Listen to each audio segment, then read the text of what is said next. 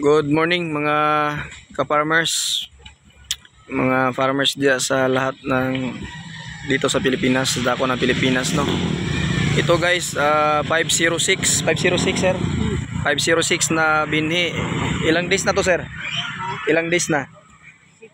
62 days. 62 days at saka nag-spray lang siya, dalawa lang nakadalawa lang siyang spray guys, mga farmers, no. Dalawang spray lang, so 35 at saka 45 days sir, no.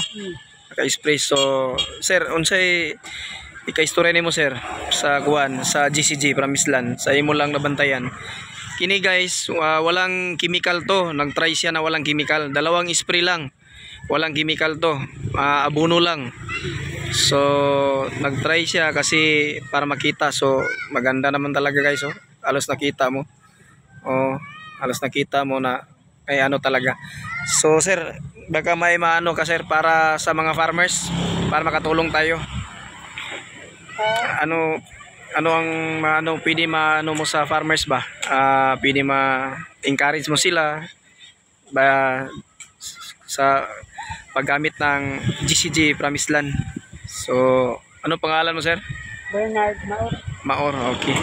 Sa Pigdaulan guys. So ano ang masasabi mo sir sa mga farmers? Sa experience mo? Dungan ang paggawa sa kanila pag buswak. Okay. So muna isa din ano ni taas gid siya, ni taas ang kuan. Okay. O ang kay gani mugbuon man eh. Pero pagkataas man gid siya. Ang punuan ang sige kuan ni uhay, pagtaas ang uhay. So kini guys, maliit lang to na no, na klase na binhi. So sa nakita ni sir, dungan. So halos pantay-pantay kung sa Tagalog pa. Dungan siya ang pagano niya. Sabay-sabay ang pagtubo niya guys.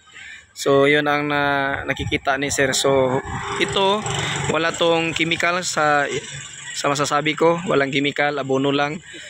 Walang insecticide at saka fungicide. So talaga nag-try si sir.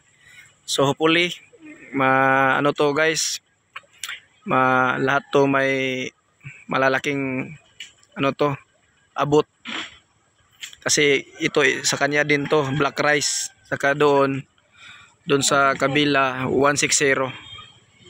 So yun lang mga ka-farmers, gamit na kayo kay GCG Promised Land. Dalawang spray lang, 35 at saka 45 days lang yung nakita niya. Ito maganda. Nakatanong na ba niya ato? Oo, nakaano na siya, nakaplant, nakatanim na siya. So yan guys, okay siya. So gamit na kayo kay GCG Promised Land, yung mga may mga rice field dyan. GCG lang, Promised Land, malakas.